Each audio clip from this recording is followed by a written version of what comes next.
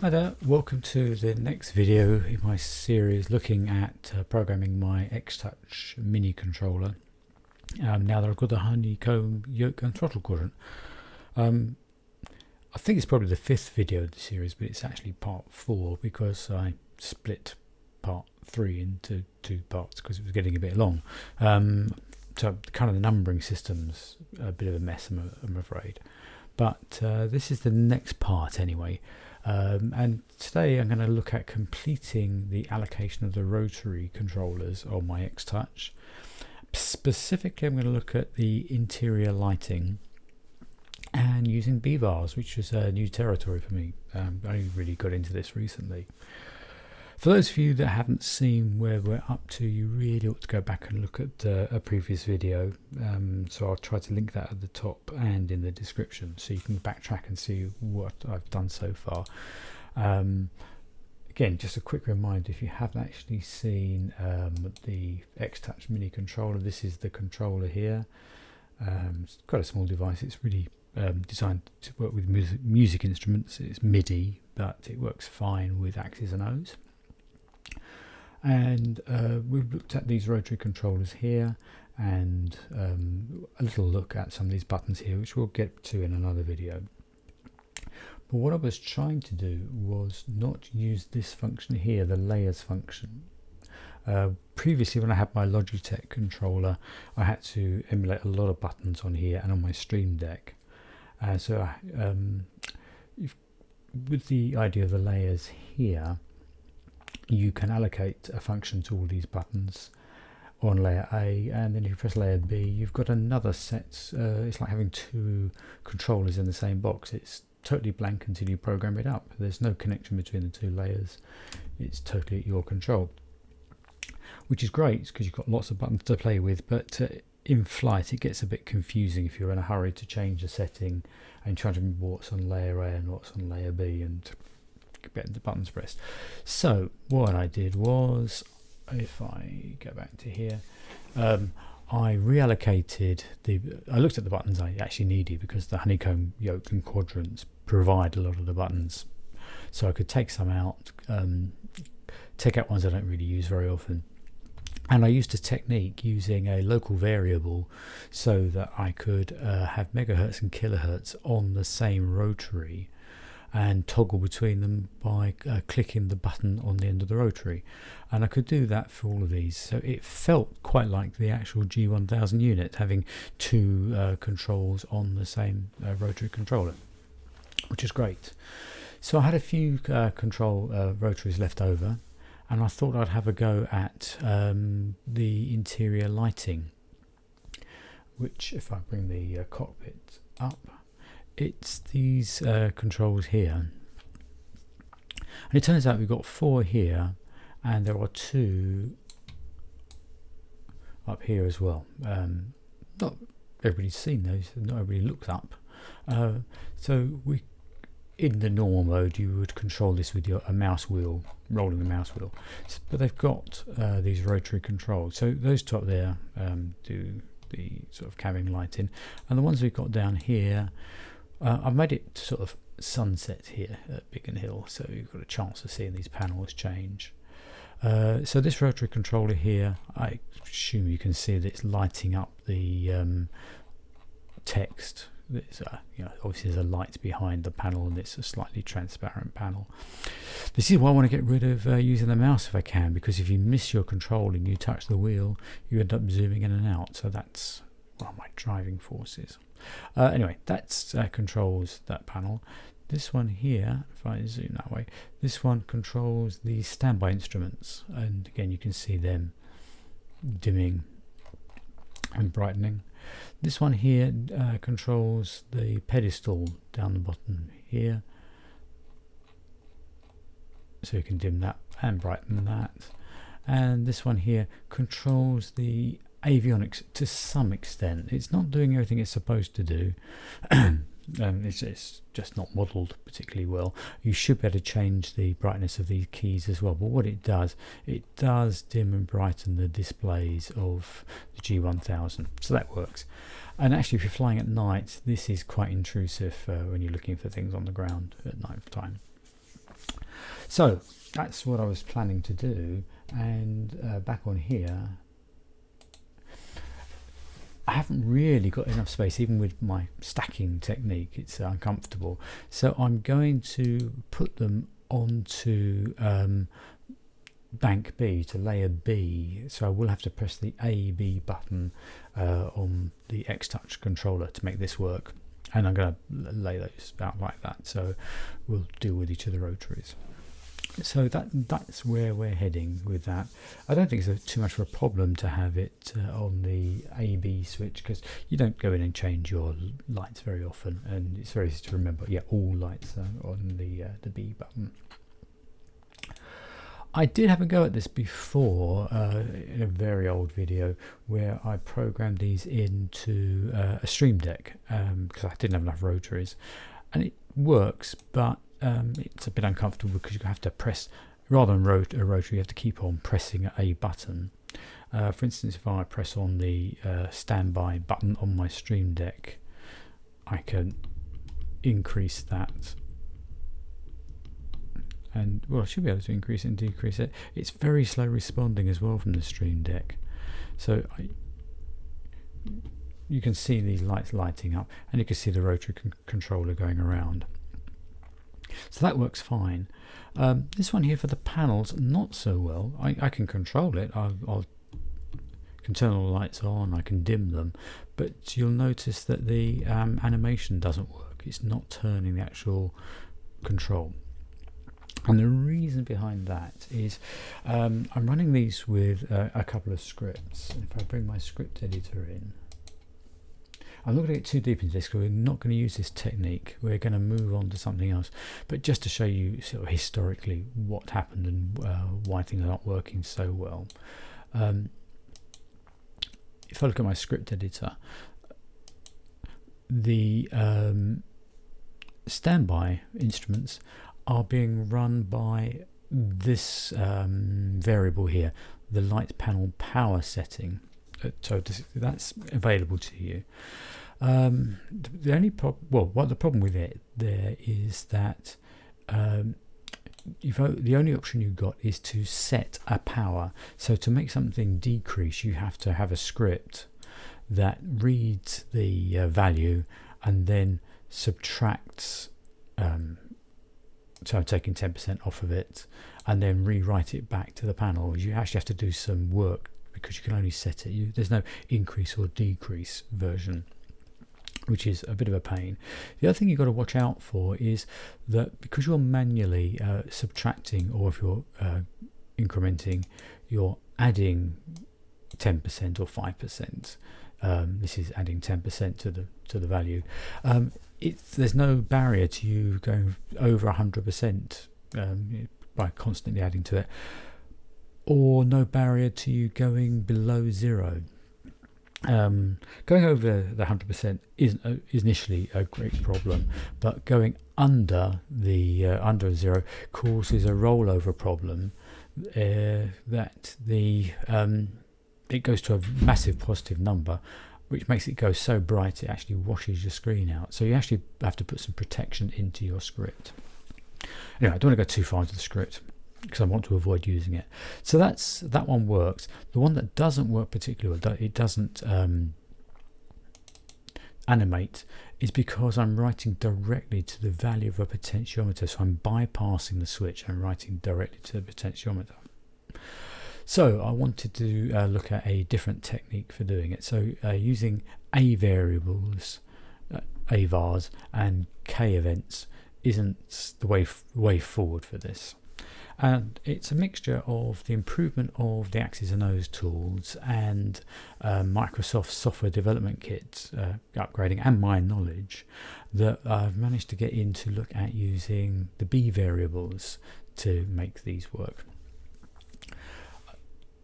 So a quick journey into the B variables. Firstly, if you look at the documentation for the software development kit, that's where it lays out the types of variables, and the A variables are really quite old. They've been around in the Microsoft simulator, the various different versions of it for for some time, and then other developers needed other variables available to them. So the range of variables that developers use has increased over time, and it's this B1 here where they can define input events in an XML file.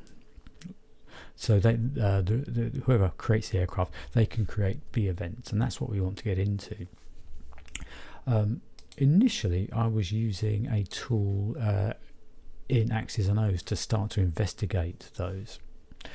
And the tool I was using here is now not the correct way of doing things, but this is where you can get in and look at the BVARS. And initially, when you start it, you can't get access to them. You have to scan, and it scans through looking for the B variables, because they are not standard in the software development kit. They're not Microsoft standard. They are added to by the authors of the aircraft. So it scans through. It takes about 5 minutes. So I've done that already. Now these buttons are active, and I want to look for something to do with lights.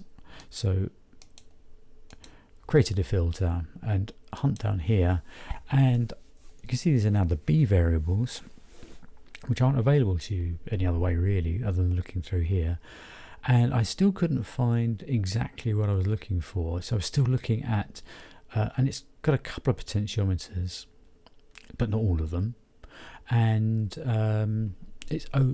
again, I can only set it, so I'd still have to write a script to make this work. I'd have to read the value, update the value, and write it back again. So we're getting somewhere.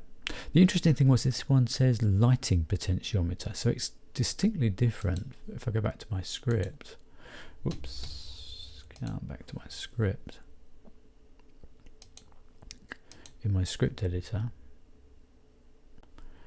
and look at my demo script, that one there that I said didn't work, the potentiometer, you see this one says light potentiometer, whereas the B variable says lighting potentiometer. But it meant I was sort of on the right tracks. Things were looking up.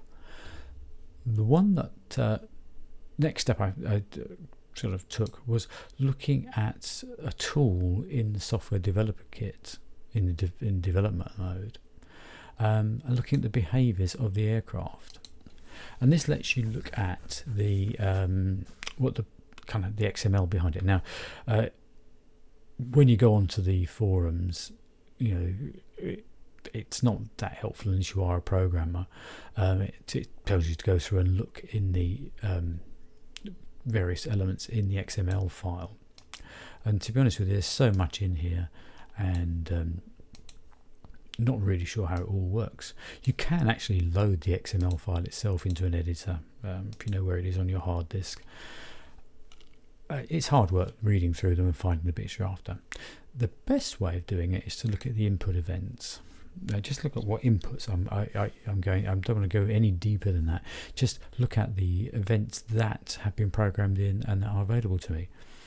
And so if I go into lighting, and you remember the first one I was looking at was this one here, the panel, which is run by potentiometer 3, and I was writing sort of behind the knob straight to the potentiometer. Well, if you open this up, you can see that in yellow, it's got the same wording as the BVARS, so I'm pretty confident these are the B variables, the B events that I'm going to use.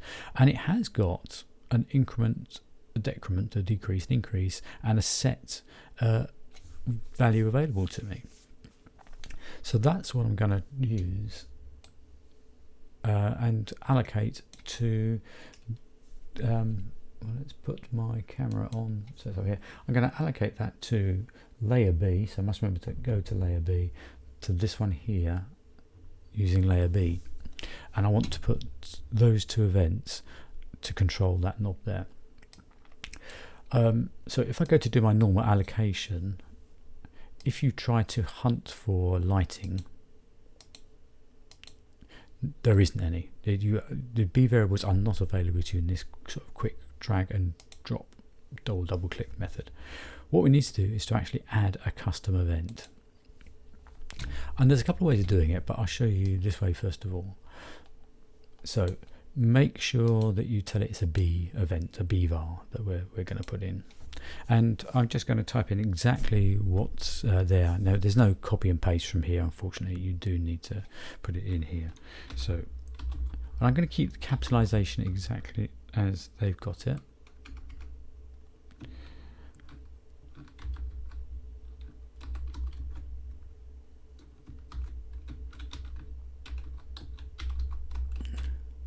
Well, I'm going to try to, but my shift key is playing up. Let's get into caps lock.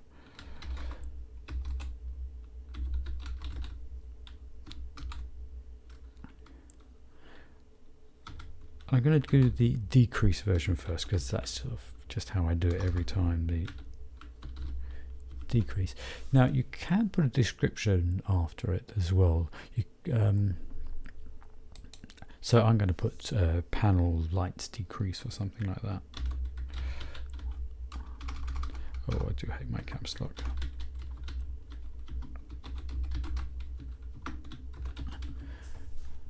And when I save that, that will close this automatically, and it's put it in here.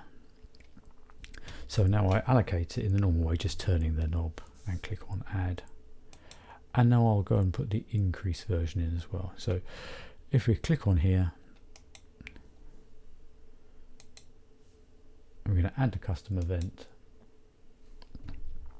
Again, make sure you do this a B variable.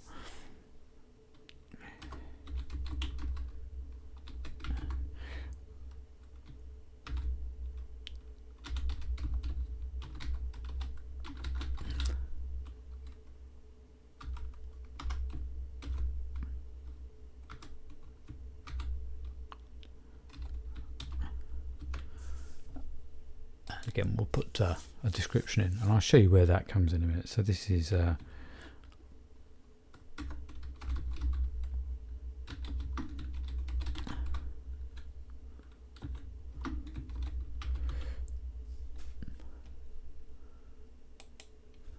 but that's allocated, so let's turn that, add that, and then we'll check out that it's working. So when I turn this now, you can see the panel is animating and the lights are coming on. So I've got control of that rotary completely. Let's have a look at allocating another one. And what it does, it's created a custom entry here. There is the potentiometer, and there's the description that I put after it. It doesn't change this text here. You could, if you wanted to, put a custom label here. You could say panel lights increase and panel lights decrease. I'm going to leave that for the moment because I quite like the fact that it's put my B variables at the top. So anything I've put in myself are at the top. Okay, so that's one way of allocating it. It might be slightly quicker if we were going to allocate for another one. Say the lighting panel 1, which is this one here, the standby lighting. Again, that's got lighting panel 1, increase and decrease there. It might be slightly quicker if we went here, looked at the scripting, and we've got the ability to input the custom events manually. I've looked at importing events from a file, and you need to create a CSV file, and I'm not sure it's any quicker, to be honest. And also, you've got to structure a CSV file correctly to make it work. And the last one that's down here is edit custom events and variables. So if you made a mistake or you wanted to change something, in theory, you could change things here, but actually the only option you've got is to delete it. You can delete the whole lot in one go, or one by one delete them and apply. So it's not really an editor so much as a deleter. So what I was going to do was input the custom events here manually. Again, making sure that we're on to a B, and I want to have lighting panel 1 increase.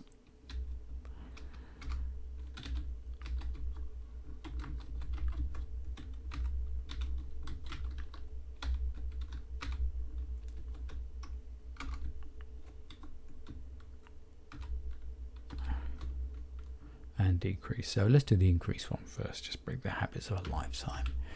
So if I have lighting panel 1 increase, save that, what I can do now is I can go and put the decrease version straight in, so it saves some typing. So this one doesn't close the window automatically.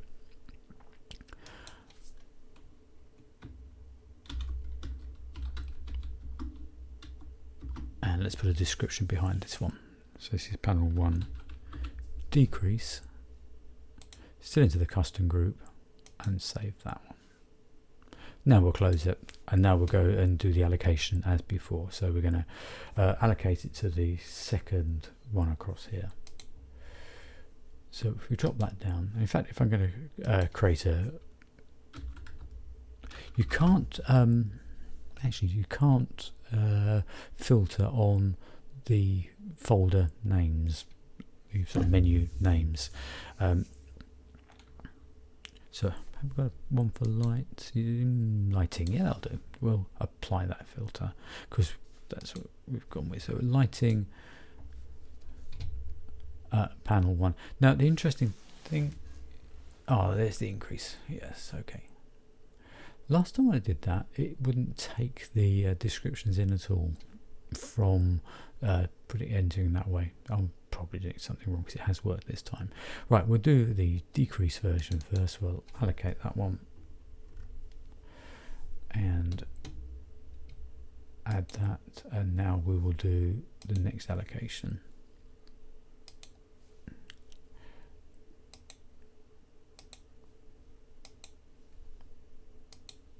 And have the increase version. There we go. Add, and then we'll just test that one again. We'll just slide that out of the way. So that panel has worked. That one's working. I can control that one. The pedestal is an interesting one. It's pedestal, and pedestal is the right word. But sometime way back in history, somebody typed pedestral with an R, and that's persisted forever, even with these new variables, that it's still called a pedestal. So we need to work on that. So we'll go again, and we will add the events manually.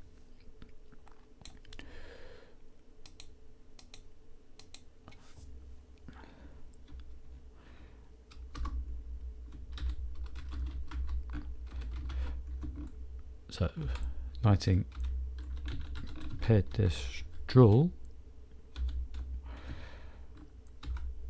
1. We'll do the increase version first of all, and then the decrease. And while we're here, we could put in the other ones we're going to need later on. So lighting potentiometer 4, that controls this one here, I think. Yes, that one there. So we'll put the lighting potentiometer 4 in while we're here. And again, that's got the increase and decrease version.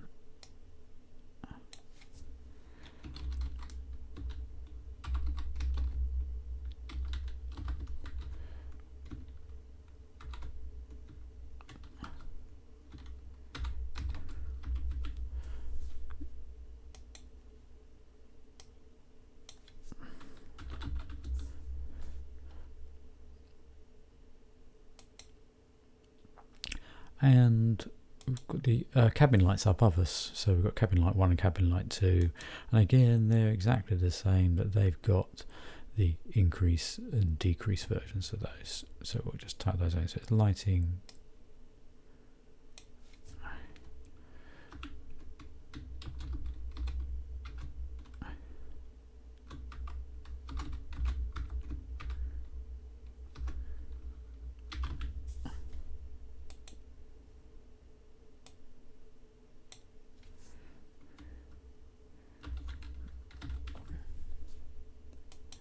and same for 1.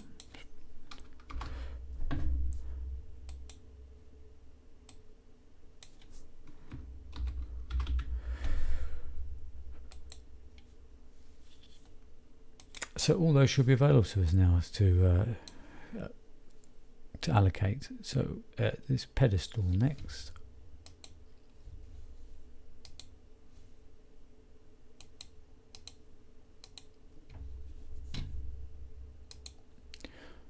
So pedestal decrease.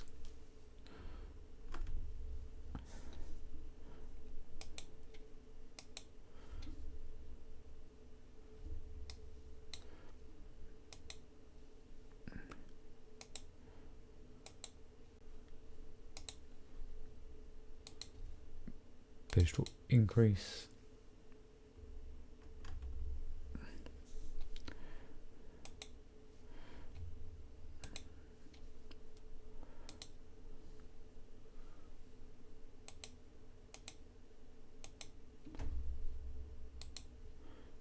Potentiometer 4.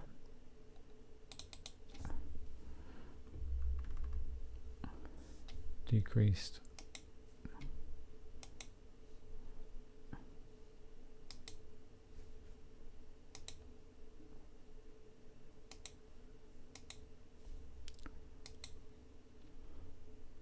And the increased version. And last we do the 2 cabin lights.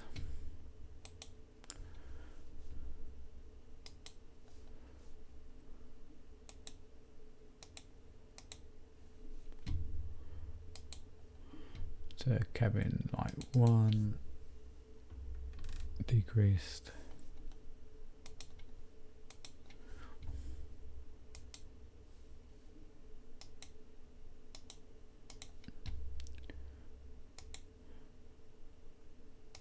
Cabin light 1 increase.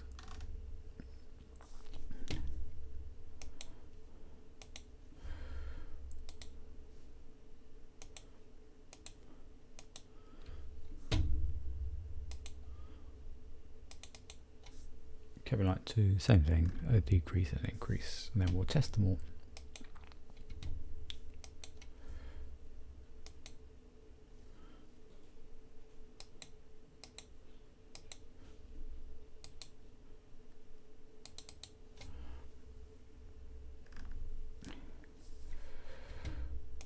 Okay, quick tidy up here,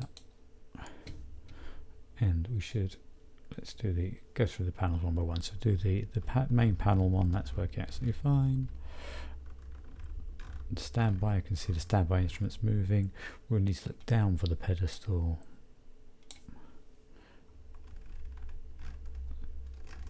So we've got that, and let's go look at the avionics.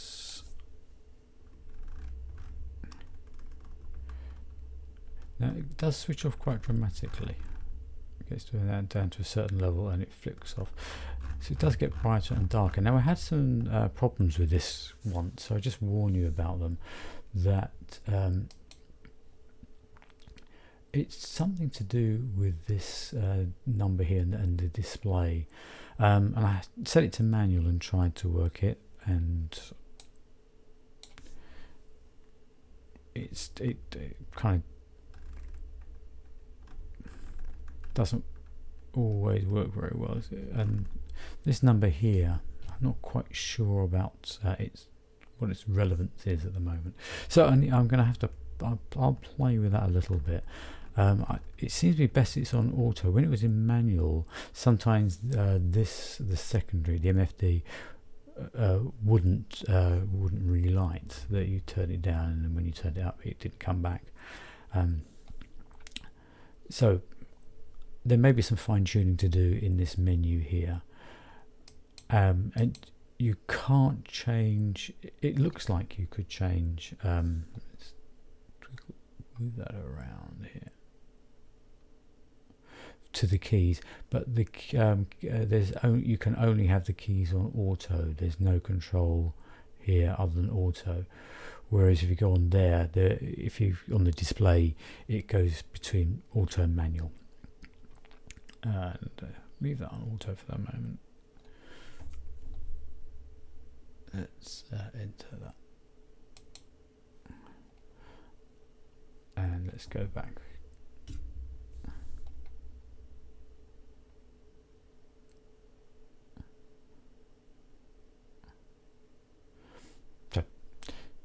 again, that number's changed to 60. I got to do a little bit of work to find out, but it's definitely dimming them and restoring them.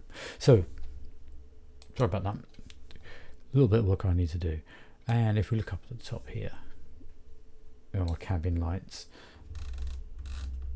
that's dimmed and brightened and dimmed and brightened. So we've got control over the lighting. That's everything that's inside here. So I hope that's been useful. We've had a quick look at BVARS, and the most important thing with the BVARS, I think, is going on this behaviour.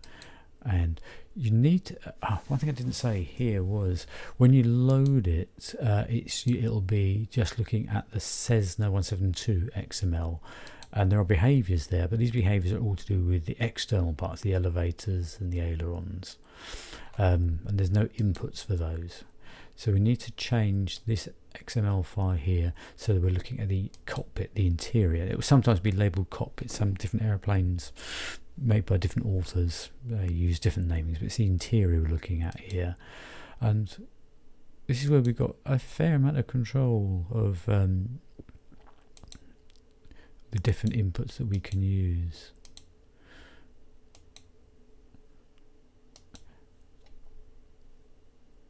And all the different bindings that there are. But the one that's of interest to us was the lighting one down here.